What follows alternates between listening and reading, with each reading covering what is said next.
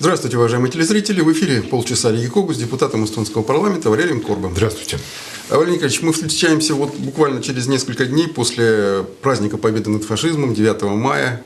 День такой для нас дорогой, и много людей отпраздновали, отмечали. Хотелось бы начать наш разговор сегодня, вернувшись на пару дней назад и вернувшись к этому празднику. Для вас что этот праздник означает? Во-первых, я хотел бы поздравить всех тех, кто этот праздник считает нужным, кто этот праздник празднует, кто выходит с цветами к местам, где захоронения или просто символами, которыми являются памятью 9-го победы, Великой Победы, которая была большой войны, которая закончилась 9 мая. Каждым годом становится ветеранов все меньше и меньше, но тем не менее вклад того поколения, которое воевал, который этот праздник принес со слезами на глазах всему народу, всем, кто действительно участвовал и жил в то время, я бы хотел пожелать просто здоровья, благополучия, удачи, всего самого хорошего, потому что вы достойны самых похвальных слов, и пусть это будет действительно искренне сказано для вас. К сожалению, у нас в этот раз я не мог присутствовать на празднествах 9 мая в Кохлояре, поскольку у нас была очень напряженная неделя в парламенте, о чем, может быть, мы немножечко поговорим попозже, но, тем не менее, всем ветеранам и города Кохлояре, и другим, те, кто живет на северо-востоке, огромные поздравления, пожелания благополучия, здоровья вам, долгих лет жизни, и живите, празднуйте. И я думаю, что этот праздник будет отмечать не только ваше поколение, этот праздник будет отмечать и те, кто подрастает, и те, кто помнит о том, что было в период 41-45 года. Поэтому здоровья, счастья от меня и хороших, радостных, светлых дней. А всем нам я пожелал бы, чтобы над нами было бы всегда светлое небо, чтобы не гудели, не был бы рев самолетов над нашими головами, и чтобы мы не были свидетелями того ужаса, который были в период как раз, когда наши деды, я не стесняюсь этого слова сказать, защищали людей, народ от фашистской чумы. С праздником вас всех! Я присоединяюсь к поздравлениям. А теперь к нашим обычным проблемам, обычным делам. Начнем с недели в Риги Когу, законопроекты, вопросы, которые обсуждались. Пожалуйста, Валерий Николаевич, вам слово.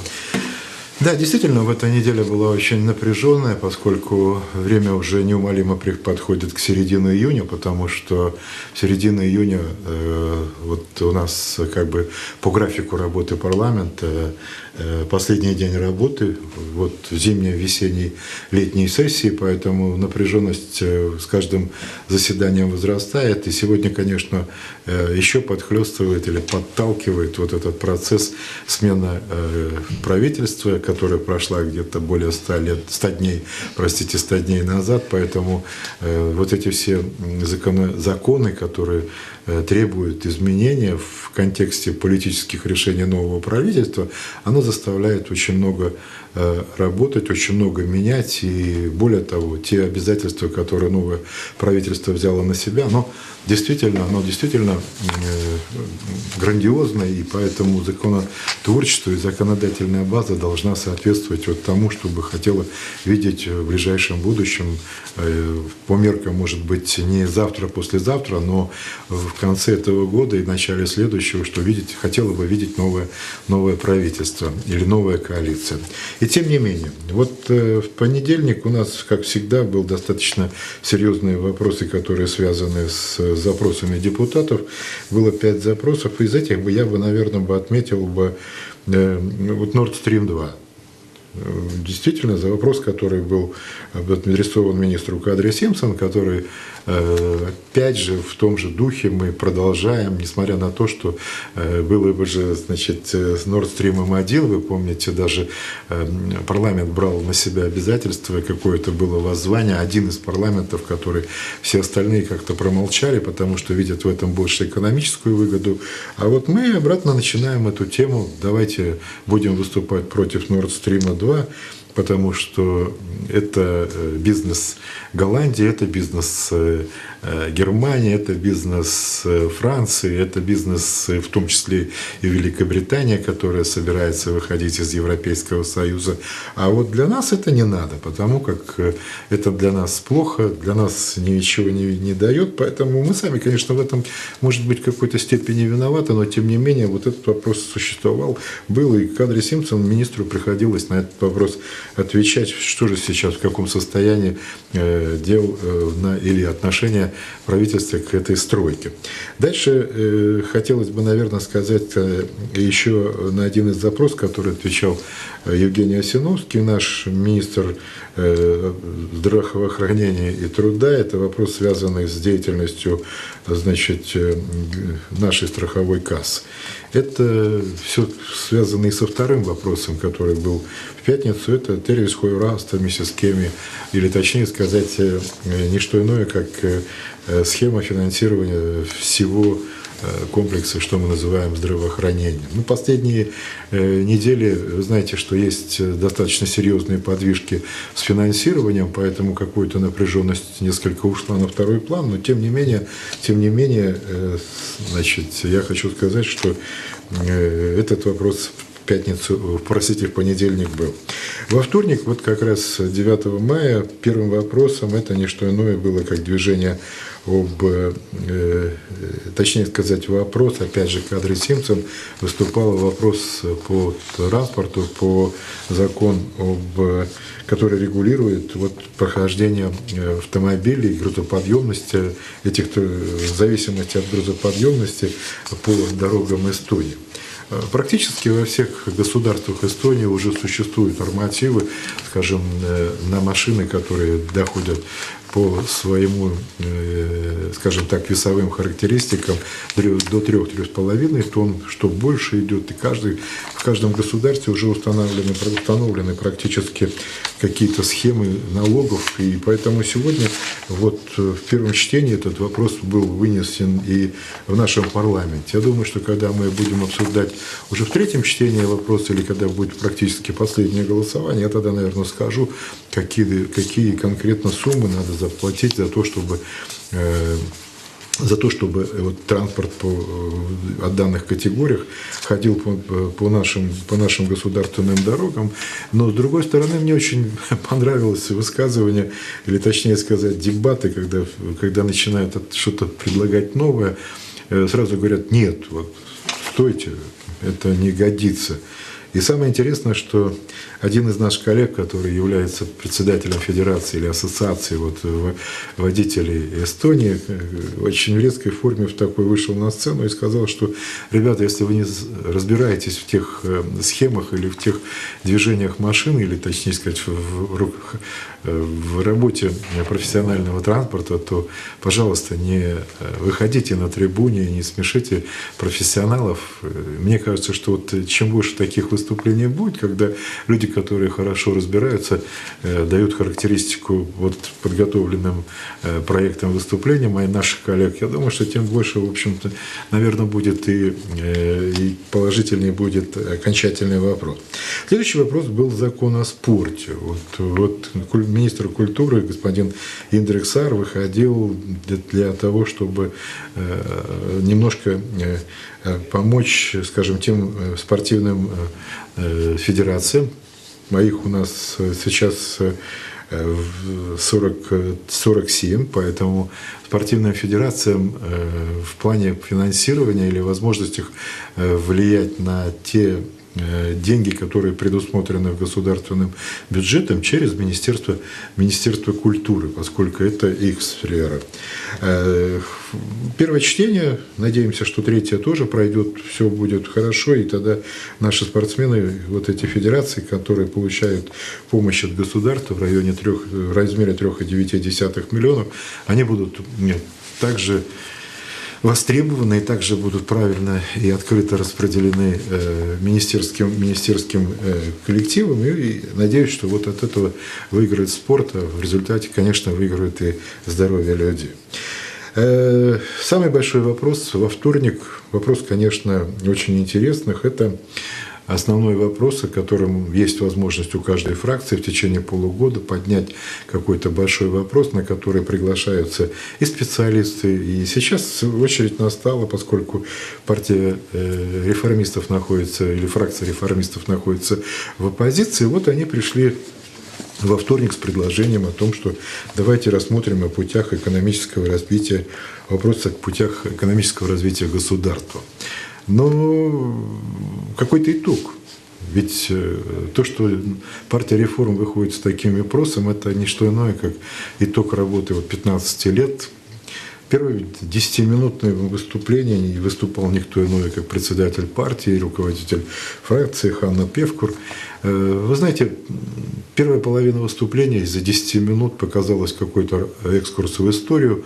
Второй вопрос или вторая половина это была больше посвящена нашим коллегам Певкурам теме, которая, я думаю, что она не нова, просто вопрос того, что он сегодня считает, что вот роботизация всего производства, роботизированная техника сегодня должна быть, я обобщаю все высказывания, должна быть на первом месте, но вот одно из выступлений коллег, которое в прениях было, мне очень понравилось, поскольку говорят, с одной стороны, ведь мы понимаем, что, например, когда мы говорим о роботах, мы говорим о роботизации техники, то должна быть, во-первых, на мой взгляд, очень сильная наука сзади. Потому как она действительно подвластна, наверное, государствам, все эти процессы подвластны государствам, которые в науку вкладывают очень большие деньги. Но не секрет успехов, например, японцев, потому что они действительно вкладывают очень много. В второй степени это, конечно, кадры, кто будет заниматься. На мой взгляд, сегодня утечка кадров, точнее сказать, умов, не только русских, скажем так, выпускников школ, которые идут, или выпускников учебных заведений, но и эстонцев. Практически сегодня такая без тормозов, и в большинстве своем люди, которые имеют достаточно хорошую подготовку, они все-таки ориентированы на переселение, скажем так, из нашей Эстонии, поэтому этот подбор этих кадров тоже достаточно сложный. И один из выступающих, для этого, конечно, для этих двух процессов, когда мы говорим о науке и говорим о кадрах, конечно, нужны деньги. И один из выступающих мне тоже понравился своим высказыванием, что эти деньги, которые у нас 2004 года Европейский Союз дает, он практически ведь эти деньги все направлены в железобетон. Казалось бы, такая фраза, но если подумать об, наверное, реальности, то это действительно такие сравнения, наверное, уместные, потому что действительно мы построили очень большие сооружения, скажем, то, что касается дорог, то, что касается канализационных проектов, то, что касается водоснабжения, экологических вопросов. В большей степени, я думаю, что все-таки здесь доля правды есть, потому что мы не готовились для того, чтобы когда-то, наверное, через лет 10, практически 2004 года, скажем, 10-12 лет прошло, что мы когда-то придем, скажем, и будем говорить о роботизации, то есть о действительно большой науке. Здесь надо было думать, на мой взгляд, гораздо раньше. И я думаю, что здесь партия реформ конкретно, наверное, достаточно в большом таком долгу распределения этих финансовых потоков, потому что это было у них в руках. И сегодня говорить о таких больших глобальных проблемах или возможностях, мне кажется, что все-таки это, так мягко говоря, вводить общественность в заблуждение.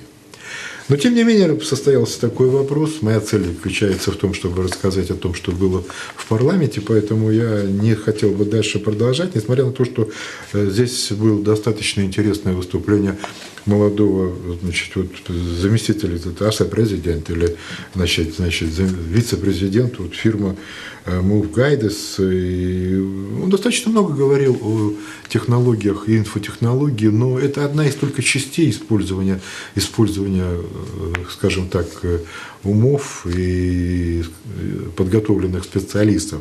Ведь на все, на одной только технологии, я думаю, что сегодня достаточно сложно говорить о пополнении исполнения бюджета, о котором надо думать. И, конечно, очень было, с одной стороны, интересно послушать председателя Совета Тартуского университета, а с другой стороны, для меня лично не произвело огромного впечатления, хотя, несмотря на некоторые коллеги, которые говорили о том, что вот это действительно нормальное сегодня состояние дел, я внимательно очень слушал выступление, но еще раз повторяю, что такое какое-то, может быть, локализованное направление всего, что происходит в экономике Эстонии, хотелось бы шире видеть и слышать о том, что же и как мы будем использовать, допустим, например, географическое положение Эстонии, которая находится, как известно, с выходом в Балтийское море и достаточно хорошими возможностями, скажем, использования транзита, которые мы, к сожалению, теряем последние годы. Следующий вопрос тоже вызвал достаточно много споров, и сейчас последние годы, которые обсуждали, это закон о защите животных и природы. Я хочу сказать, что здесь наши коллеги, независимо от фракции, таким единым фронтом выступили. Фамилии могут и реформистов быть, и центристов, и социал-демократов, о том, чтобы через 10 лет, фактически с 1 января 2028 года, запретить разведение пушных зверей, да, то есть имеется вопрос лисица и так все, что дальше все делать. Но вот 49 было против вот этого предложения и 24 было за. Так что практически, вот видите, в 2 раза больше, до 50, скажем, большинство 50 человек не добрали в этом. Но, тем не менее, вот некоторые не голосовали. Я думаю, что вопрос связанный с этой темой на какое-то время утих. Не знаю, насколько он будет дальше продолжаться. Следующий вопрос я бы хотел еще отметить. Это не что иное вопрос Риги Ханкисиадус или закон о госпоставках, который на прошлой неделе буквально не прошел по одной простой причине, потому что в зале было только 49 депутатов, которые сказали «за», все равно это было больше на 1/3, которые говорят «нет». О новых 2 года готовился закон, поэтому сейчас с некоторыми, видимо, изменениями, которые будут в ходе обсуждения, и об этом говорила оппозиция, вот этот закон вновь внесен в рассмотрение, поэтому я думаю, что это очень многих касается законов, поэтому давайте следить за тем, что происходит и как это будет в следующих наших прениях. Но, тем не менее, закон такой вновь введен, и поэтому на основании многих поправок европейских директив, и здесь есть некоторые нюансы расширения возможностей и прав, скажем, суборганизаций, поэтому будем следить за этим законом и будем немножечко вас информировать. Вот опять же был вопрос, один из вопросов, который сегодня опять же реформистская партия инициировала, о том, чтобы отменить установленные акцизы на газ. Вот когда годами устанавливался акциз и повышался, той же партии реформ, действительно оппозиция тоже говорила о том, что, например, некоторые акцизы сегодня достаточно высоко, наверное, взлетели, подняты, да, наверное, вверх. И даже тот же самый акциз, который, например, у нас сегодня по электричеству действует, и никто иной, как та же партия реформ, почему-то забывает, что он в 4 раза выше, например, европейского по своей величине. Вот сегодня сразу же, как попадя, наверное, такое слово нельзя использовать, а вот попав, значит, в такую ситуацию, никто иной, как партия реформ, сразу же давайте отменять установленный акциз на газ. Но это все связано с государственным бюджетом. Если где-то в одной стороне усиливается, в другой стороне попытка донести возможности до людей, скажем так, перераспределяя эти средства, я думаю, что здесь все должно быть компенсировано через бюджет нашего государства.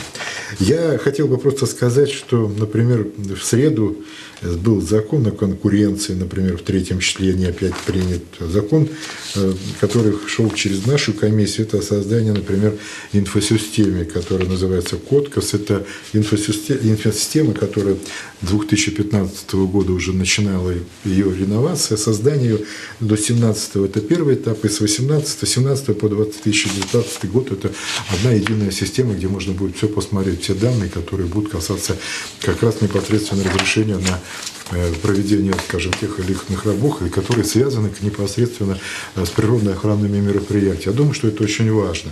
Я о законе конкуренции говорил. Значит, вот программа до 2030 года была принята, точнее сказать, мы за нее не голосовали, но тем не менее, опять же, министр Кадри Симпсон и наш коллега Сим Кислер, который является комиссией по хозяйству, они докладывали как раз об энергетической программе, собственно говоря, до 2030 года. Поверьте, такой большой документ, который касается все, что связано с энергетикой.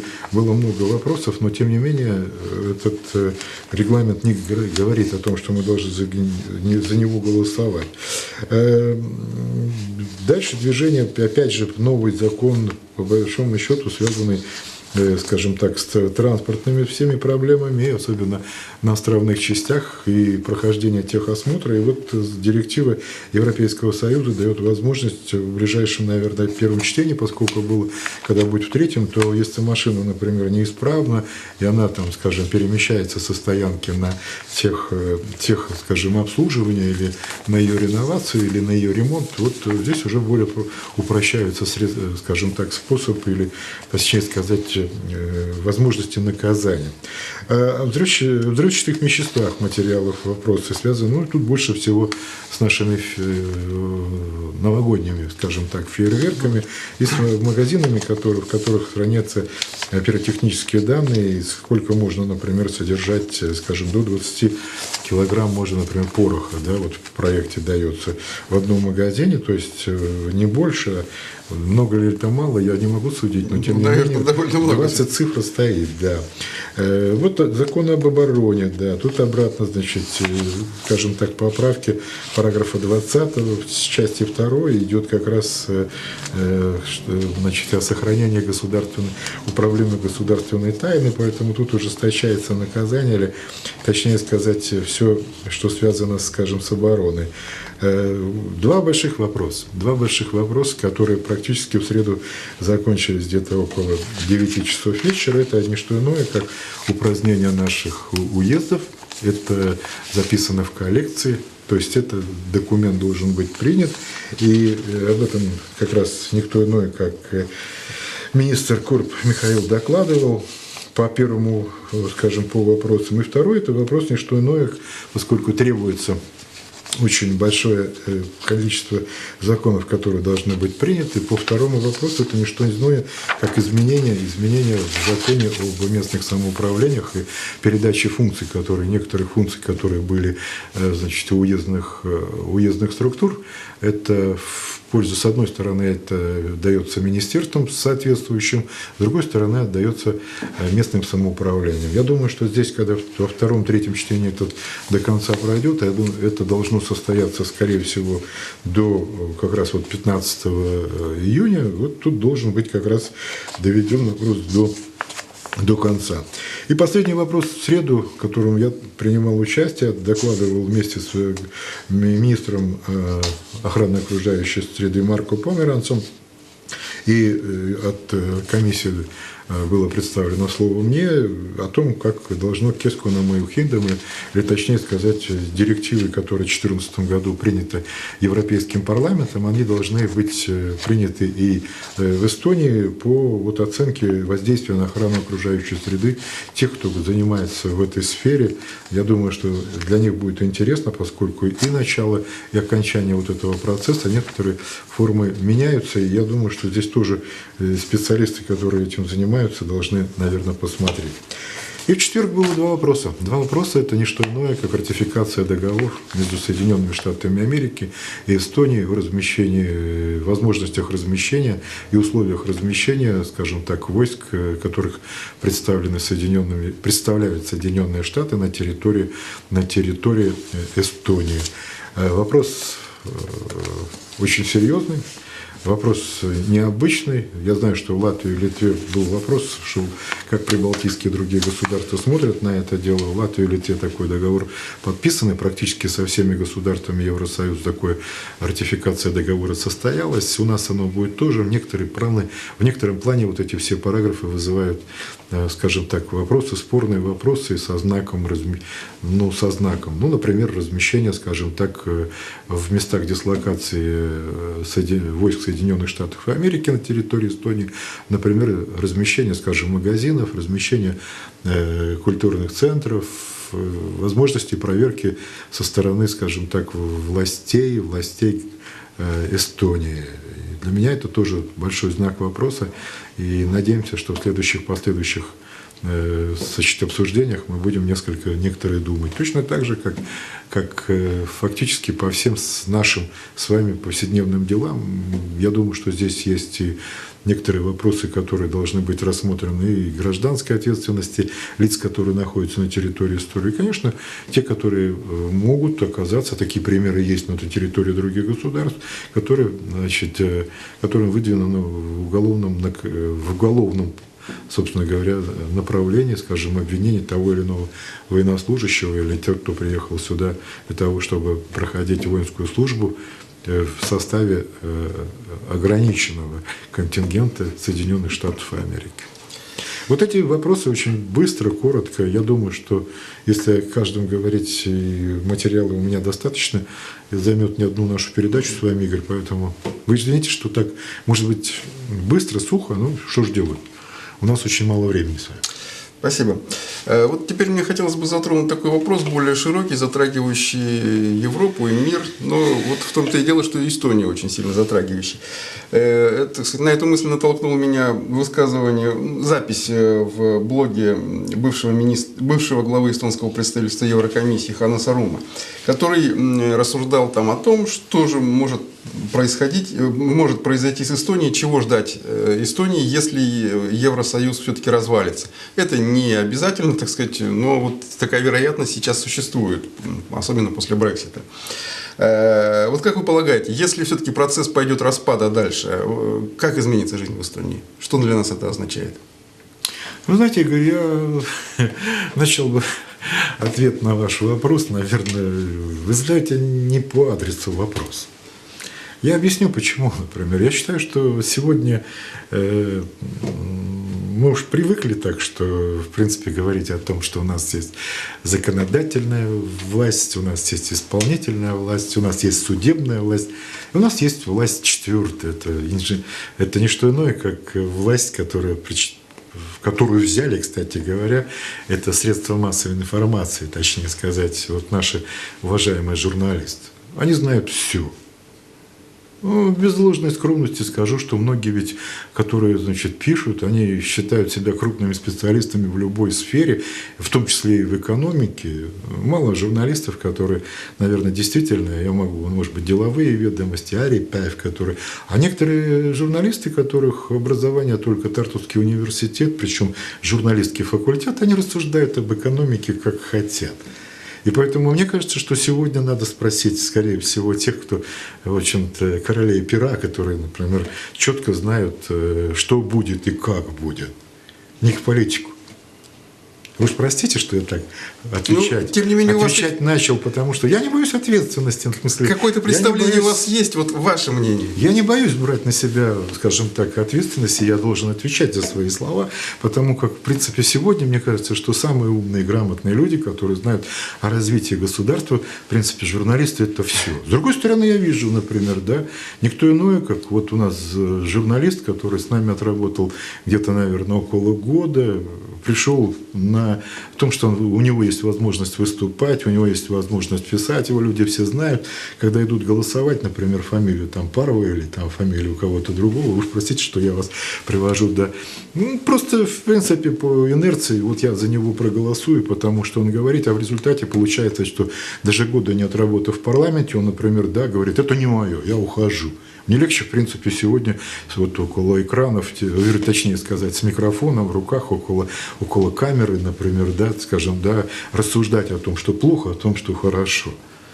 И действительно так. И это не один пример, кстати говоря, когда человек, попадая в парламент, например, он оттуда уходит, потому что он видит, например, что в этой кухне, скажем, в законотворчестве, в исполнительской, государственной, он не тянет грубо говоря. Простите меня, я еще не хочу обидеть. Много журналистов, которые есть, которых с удовольствием читаешь, но в основном корпус берет на себя ответственность. Но если вы берете на себя ответственность, то тогда и решайте эти вопросы в таком образе, в котором надо. А не видеть только, например. Я, может быть, еще об одном скажу. Но вот не успело правительство отработать, скажем, да, в лице Юрия Ратуса, собственно говоря, чуть больше 120-150 дней сейчас, например, да, и уже сегодня все это дело сплошняком, в принципе, идет о том, что это правительство нет. Посмотрите, вот тарифы, которые поднимались, при каком правительстве нет. Идет сравнение уже там 10-15 лет назад, которые были. И сегодня сравнивается человек, который, в принципе, сегодня 3-4 месяца отработал с его правительством. Результаты будут дальше. И уже сегодня каждый берет на себя право о том, что, посмотрите, все разваливается. А то, что касается вашего вопроса, то я, наверное, уже перейду более конкретно. Мне кажется, что достаточно ждет нас вот на основании всего этого, потому что у нас ждет достаточно серьезный коллапс. В плане того, что если такое состоится. Я не верю в то, что это состоится, поскольку наша экономика все равно настолько маленькая, настолько на фоне 500 с лишним тысяч человек, миллионов живущих в Евросоюзе, что там миллион, все равно нам эти деньги, которые мы привыкли, в принципе, что нам за 2004 года фактически начинается, посмотрите, 2004 года мы решили, что мы входим в Европейский Союз, и через 4 года буквально те деньги, которые дал Европейский Союз за то, что мы вступили, практически около 750-800 миллионов в год. Это в среднем получалось на эти деньги. И мы, в принципе, эти деньги уже подвели к такой черте, что 2008-2009 год, говорят, у нас резкий спад идет вниз. И то ли мы израсходовали деньги, то ли мы неумело израсходовали эти деньги, но тем не менее это все-таки существует. И до сегодняшнего дня, 2009 года, например, местное самоуправление борется за то, чтобы поднять вот доходную часть, которая идет на местное самоуправление по этой супер трудной формуле, которую, наверное, даже и Министерство финансов до конца не разбирается, до 0,5%, потому что это очень много. Я уж не молчу про то, что, например, многие вопросы, которые на уровне государства долгие годы, практически 2005 до 2015 года, налоги, которые платят за использование природных ресурсов, составляют больше 600 миллионов.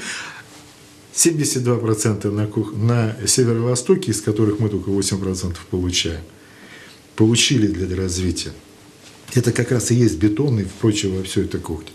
Я думаю, что сегодня, отвечая дальше на ваш вопрос, я думаю, что кадровые вопросы, которые ведь фактически сегодня уже, если мы говорим об движении Эстонии, нужны кадры, которые были бы подготовлены. Кто сегодня занимается подготовкой кадров? У нас сегодня занимаются подготовкой кадров не на уровне государства. Система такая сложилась, а на уровне, в принципе, фракций, на уровне партийных организаций. Пришла коалиция новая к власти, сколько там, 10, 12, 15 лет назад практически ставим. Сегодня мы будем иметь, в принципе, старейшинных властей, которые являются продолжением, старейшины уездов, которые являются продолжателем, собственно говоря, значит, не что иное, кая пикенда, то есть руки государства на местах мы сегодня ставим в политическом плане. Мы ставим просто-напросто людей, которые члены партии. Да. Распределили 15 уездов, по 3, по 5 значит, уездов на каждую партию. Вы хотите вот любую, значит, Едовирума, это партия и Самолет Республика, вот вы навещите людей и ставьте. Едовирума никогда не было, скажем так, возможностями для, скажем, и Самолет получить хорошие голоса на выборах, но тем не менее, ставят. Ставят людей, которые далеки от северо-востока, которые приехали сюда в качестве гостя, работаем, получаем заработную плату и так далее.